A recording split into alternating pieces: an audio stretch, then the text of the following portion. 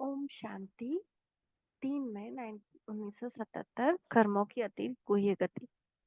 संगम युगी ब्राह्मणों की विचित्र लीला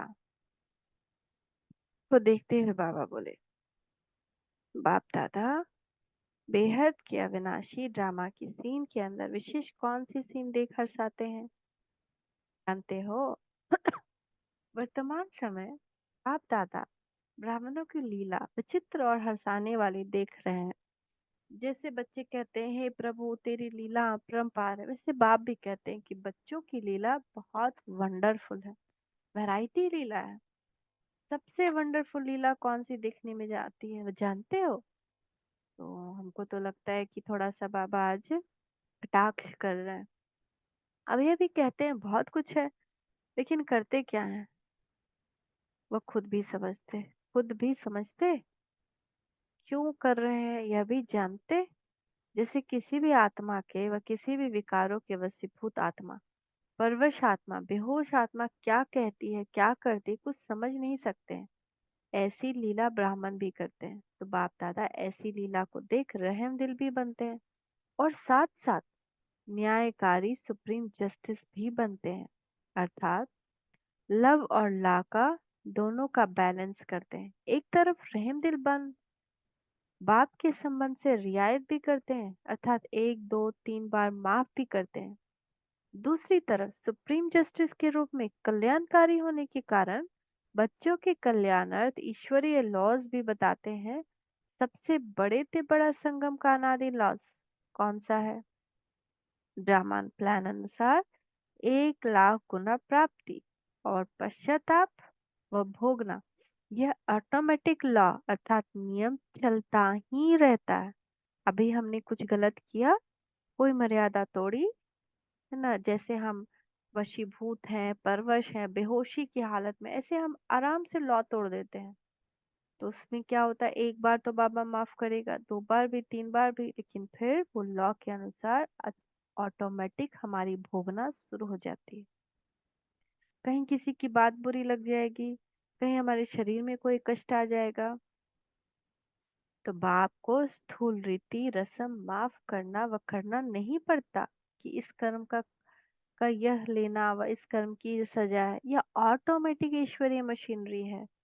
माफ किया तो वो भोगना कम हो जाती है, और फिर से कर रहे हैं तो वो भोगना बढ़ जाती है। तो जिस मशीनरी को कोई बच्चा जान नहीं सकते, इसलिए गाया हुआ है, कर्मों की गति अति गुह्य है। बाप को जान लिया, पा लिया, वर्षा भी पा लिया। ब्राह्मण परिवार के अंदर ब्राह्मण भी स्वयं को मान लिया। ब्रह्मा कुमार व ब्रह्मा कुमारी का टाइटल भी लग गया। ईश्वरीय सेवा अर्थ निमित्त बन गए। सहज राजयोगी भी कहलाया। प्राप्ति के अनुभव भी करने लग गए। ईश्वरीय नशा प्राप्ति का नशा भी चढ़ने लगा। प्रारब्ध का निशाना भी दिखाई देने लगा। लेकिन आगे क्या हुआ? माया के चैलेंज को सफलतापूर्वक सामना नहीं कर पाया। माया के वैरायटी रूपों को परख नहीं पाते। माया सिर्फ कड़वा होके नहीं आती है, स्वीट होके भी आती है। कोई स्वीट से कहेगा क्या होता है, एक बार खा लीजिए ना, क्या फर्क पड़ता है। तो हम बाहर का खा लिए, लहसुन प्याज खा लिए, किसी और के हाथ का बनाया खाना खा लिए, क्यों? वो भी माया है ना। तो माया, या फिर किसी पे क्रोध कर दिए, किसी की बात माया बदल के आई या सूक्ष्म रूप से आई, और हमारा ही कुछ आ, किसी का अवगुण देख लिए। कोई हमसे बात करने आया और किसी का अवगुण सुनाकर चला गया, तो स्वीट रूप से माया आ गई। तो माया को परखना है हमको, कहाँ कहाँ से माया। माया सिर्फ ऐसे नहीं आएगी कि बस कड़वे रूप से आएगी, माया स्वीट होकर भी आती है। तो माया की चैलेंज को सामना नहीं कर पाए, माया के वैरायटी रूपों को परख नहीं पाते, इसलिए कोई माया को बलवान देख दिल शिकस्त हो जाते हैं। क्या हम विजयी बन सकेंगे?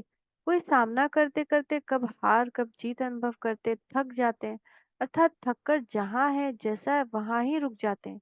आगे बढ़ने का सोचते भी हिम्मत नहीं आती। कोई अपने में बाप के डायरेक्ट साथ और सहयोग लेने की हिम्मत न देख राह पर चलने वाले साथियों को ही पंडा बनाते हैं, अर्थात उन द्वारा ही साथ और सहयोग की प्राप्ति समझते हैं। बाप के बजाय कोई आत्मा को सहारा समझ लेते हैं, इसलिए बाप से किनारा हो जाता है। तिनके को अपना सहारा समझने के कारण बार बार तूफानों में हिलते गिरते रहते हैं और सदैव किनारा दूर अनुभव होता है। ऐसे ही कोई व्यक्ति के सहारे के साथ साथ कई आत्माएं किसी न किसी प्रकार के सैल्वेशन के आधार पर चलने का प्रयत्न करती है। यह होगा, वैसा होगा तो पुरुषार्थ करूंगा, यह मिलेगा तो पुरुषार्थ करूंगा, ऐसे सल्वेशन रूपी लाठी के आधार पर चलते रहते हैं। अविनाशी बाप का आधार न ले अल्पकाल के अनेक आधार बना लेते हैं। जो आधार अविनाशी और परिवर्तनशील है, उसको आधार बनाने कारण स्वयं भी सर्व प्राप्तियों के अनुभव को विनाशी समय के लिए ही अनुभव करते हैं और स्थिति भी एक रस नहीं, लेकिन बार बार परिवर्तन होती रहती है। अभी अभी बहुत खुशी और आनंद में होंगे और अभी अभी मुरझाई हुई मूर्त उदास और नीरस मूर्त होंगे, कारण कि आधार ही ऐसा है। सही आत्माएं बहुत अच्छे उल्लास उमंग हिम्मत और बाप के सहयोग से बहुत आगे मंजिल तक किस समीप तक पहुंच जाते हैं, लेकिन 63 जन्मों के हिसाब यहाँ ही चुकते होने हैं। अपने पिछले सब संस्कार स्वभाव बाहर इमर्ज ही सदा के लिए समाप्त हो रहे हैं। उस कर्मों की गुह्य गति को न देख जान घबरा जाते, क्या लास्ट तक यही चलेगा? अब तक भी ये टक्कर क्यों होता है? इन व्यर्थ संकल्पों के उलझन के कारण प्यार नहीं कर पाते, सोचने में ही टाइम वेस्ट कर देते हैं और कोटों में कोई तूफानों को भी ड्रामा का तोहफा समझ स्वभाव संस्कारों की टक्कर को आगे बढ़ने का आधार समझ माया को परखते हुए पार कर सदा बाप को साथी बनाते हुए साक्षी हो हर पाठ देखते सदा हर्षित हो चलते रहते हैं। तो ऐसे नहीं देख, तो बाबा क्या क्लियर कर रहे हैं कि मान लेते हैं कोई बहुत अच्छा पुरुषार्थी है, लेकिन अचानक ही किसी आत्मा के सामने उसका कोई संस्कार सामने आ गया, वो कुछ गुस्सा कर दिया कुछ बोल दिया या कोई भी उसका स्वभाव संस्कार सामने आ गया, तो ये उसका बहुत जन्म का कर्म का भोग है जो यहाँ पे चुकतू करने के लिए एकदम लगेगा कि अब एकदम मंजिल पे पहुंच गए हैं, सब कुछ ठीक हो रहा है, पुरुषार्थ अच्छा चल रहा है, इतना अच्छा योग किया, सब कुछ अच्छा चल रहा है, लेकिन अब भी अचानक से ये टक्कर क्यों आ रहा है? तो कोई तो ये टक्कर को समझ जाता है, लेकिन कोई इस टक्कर को इसमें फंस जाता है, कोई टक्कर को समझकर इसको भी साक्षी समझकर आगे बढ़ जाता है बाबा को समर्पित करते हुए। कोई इसमें ही उलझ जाता है कि ऐसा क्यों, यही होता रहेगा, यही चलता रहेगा क्या? तो बहुत और कोई हर्षित होकर आगे बढ़ जाता है कि चलो इसमें भी कोई कोई कुछ अच्छा छुपा होगा, इस तूफान में भी कुछ तोहफा है, शायद मेरी सहन शक्ति का परिचय है या मेरे अंदर का जो थोड़ा सा किचड़ा था वो निकल गया, अब पवित्रता और बढ़ जाएगी। ऐसे कुछ ना कुछ उस निगेटिव में भी पॉजिटिव देखेंगे, तो सदैव यह निश्चय रहता है कि अब तो पहुंचे। तो बाप इतने प्रकार के बच्चों की लीला देखते हैं, तो याद रखो, सच्चे बाप को अपने जीवन की नैया दे दी तो सत्य की नाव, सत्य के साथ की नाव हिलेगी लेकिन डूब नहीं सकती। बाप को जिम्मेदारी देकर वापस नहीं ले लो, बाप को जिम्मेदारी दे दी अपने जीवन की, फिर जो वापस ले रहे तो बाप क्या हो जाएगा? साक्षी। मैं चल सकूंगा, मैं कहाँ से आई? मैंपन मिटाकर अर्थात बाप का बनना, बाप चला रहा है, बाप करा रहा है, आत्माओं में शक्ति नहीं है। यह गलती करते हो, क्या सोचते हैं मैपन आ जाता है, मैं कैसे चलूंगा, मैं नहीं चल सकती, मैं नहीं इतना कर सकती। तो ये गलती करते, इस गलती में स्वयं उलझते परेशान होते हैं, मैं करता हूँ या मैं कर नहीं सकता हूँ, इस देह अभिमान में मैपन का अभाव हो। इस भाषा को बदली करो, अब मैं बाप की हो गई, वह हो गया तो जिम्मेदार कौन? अपनी जिम्मेदारी सिर्फ एक समझो, जैसा बाप चलावे वैसे चलेंगे, जो बाप कहे वह करेंगे, जिस स्थिति के स्थान पर बाप बैठ बिठाए वहां बैठेंगे। श्रीमत में मैपन का मनमत मिक्स नहीं करेंगे, तो पश्चाताप से परे प्राप्ति स्वरूप और पुरुषार्थ की सहज गति प्राप्त करेंगे, अर्थात सद्बुद्धि प्राप्त करेंगे। अभी क्या करते हैं हम कि श्रीमत है, ये नहीं करना है, ये ऐसे करना है, हर एक कर्म की श्रीमत है, जो हमने उसमें अपनी मनमत मिक्स की, हमने सोचा कि दुनिया नाराज हो जाएगी या दुनिया को दुखी कर देंगे, तो उसकी जिम्मेदारी बाप की है। जब हम बाप के हो गए और आंख बंद कर बिना संकल्प के बाप का निभाया, तो हमसे कोई नाराज नहीं होगा। और जो नाराजगी है किसकी आती है, तो वो वैसे भी आनी है, क्योंकि वो हमारा कर्म का भोग का पिछले कर्म का फल है। तो चलो वो भी कर्म भोग चुक तो हो गया, बाद में वो भी समझेंगे। जब ये कर्म का भोग समाप्त हो जाएगा, तब आत्माएं भी समझेंगी कि नहीं, इनका ऐसा करना सही ही था। जैसे आज सभी समझते हैं, जैसे अगल बगल के जितने लोग हैं वो सब जानते हैं कि मैं उनके यहाँ नहीं खाती, तो उनको भी समझ में आता है, क्योंकि जब उनके बच्चे बाहर से आते हैं खा करके बीमार पड़ जाते हैं, या फिर उनको भी दिखाई देता है कि अगर उन्होंने किसी की बुराई सुनी, किसी का दुख सुना, तो उन्होंने सुना कि इसका बहुत दिन से हाथ ही नहीं उठ रहा है, उसके भी हाथ में पेन शुरू हो गया, तो उनको भी फर्क महसूस होता है। समझ में आता है कि हमको दूसरे का दुख तब तक नहीं सुनना चाहिए जब तक हमको दुख दूर करने की हमारे अंदर शक्ति नहीं तो वो दुख हमारे में समाता जाएगा, हमारा जीवन भी वैसा ही बनता जाएगा। तो जैसे ही सुना वैसे ही बाबा को समर्पित, बाबा तुम ले लो, इस आत्मा का दुख दूर हो। लेकिन उसमें रस ले रहे हैं हम, उसके दुख को सुन रहे हैं, उसमें एकदम इन्वॉल्व हो रहे, कथा की तरह सुन रहे हैं, तो वो कथा हमारे जीवन की कथा बन जाती है। तो इसीलिए बाबा एक एक कर्म का जो, मतलब ये एग्जाम्पल एक दिए, तो एक एक कर्म का बाबा दिया है, तो उसके अनुसार हमको मैंपन नहीं, मैं नहीं, मैं किसी के लिए जिम्मेदार नहीं, मैं उसकी नहीं, मैं इसका नहीं, मैं उसका नहीं, मैं सिर्फ बाप का। तो मैंपन मनमत मिक्स नहीं करना। तो बाबा कहते हैं श्रीमत में मैपन की मिक्स नहीं करेंगे, तो पश्चाताप से परे, पश्चाताप फिर नहीं होगी, प्राप्ति स्वरूप और पुरुषार्थ की सहज गति प्राप्त करेंगे, अर्थात सदा सद्बुद्धि प्राप्त करेंगे। अपने को व दूसरे को देख घबराओ मत, क्या होगा यह भी होगा, घबराओ नहीं, लेकिन गहराई में जाओ।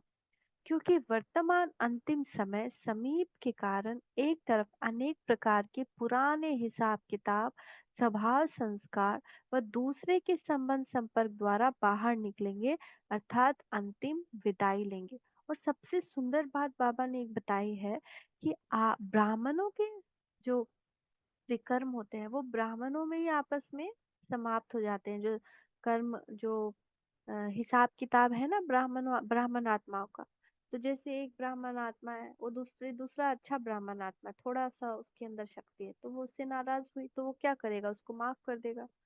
तो वैसे ही ब्राह्मण आत्मा का ब्राह्मण आत्माओं के द्वारा हिसाब किताब चुकता हो जाता है, इसलिए उसको भी बहुत सुंदर देखना चाहिए कि चलो यहाँ पे हुआ, यहाँ दूसरा ब्राह्मण आत्मा उसको बढ़ाएगा नहीं, क्योंकि उसको ऑलरेडी बाबा की श्रीमत मिली है कि बिंदु लगाना है, कुछ भी हुआ तो बिंदु लगाना है। इसीलिए वो भी स्वभाव संस्कार का जो टकराव होता है उससे भी घबराना नहीं चाहिए। वो भी क्या है, मेरा जो कड़ा हिसाब किताब था वो ब्राह्मण आत्मा के साथ थोड़ा सा में चुप्त हो गया, तो स्वभाव संस्कार व दूसरे के संबंध संपर्क द्वारा बाहर निकलेंगे, अर्थात अंतिम विदाई लेंगे। तो बाहर निकलते हुए अनेक प्रकार की मानसिक परीक्षाओं रूपी बीमारियों को देख घबराओ नहीं, लेकिन यह अति अंत की निशानी समझो। दूसरी तरफ अंतिम समय समीप होने के कारण कर्मों की गति की मशीनरी भी तेज रफ्तार से दिखाई देगी। अब जल्दी जल्दी सजा मिलेगा, हमने अभी विक्रम किया तो तुरंत सजा स्टार्ट हो जाएगा। मशीनरी तेज हो गई है, रफ्तार की तेज हो गई है।